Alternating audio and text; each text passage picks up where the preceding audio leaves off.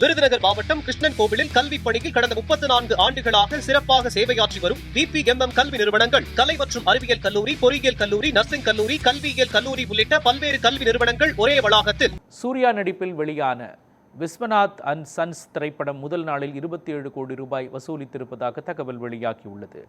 வெங்கி அட்லூரி இயக்கத்தில் சூர்யாவின் 46வது திரைப்படமாக விஸ்வநாத் அண்ட் சன்ஸ் வெளியாகியுள்ளது. நாகவம்சி தயாரித்துள்ள இந்த திரைப்படத்தில் மமிதா பைஜு கதாநாயகியாக நடித்துள்ளார்.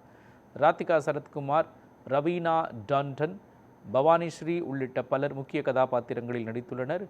ஜிவி பிரகாஷ் இசையில் வெளியான இந்த திரைப்படத்தின் முதல் நாள் வசூல் 27 கோடி ரூபாய் என தகவல் வெளியாகியுள்ளது. ஆந்திரா மற்றும் தெலுங்கானாவிலும் மட்டும் 7 கோடி ரூபாய் வசூலித்துள்ளதாக கூறப்படுகிறது.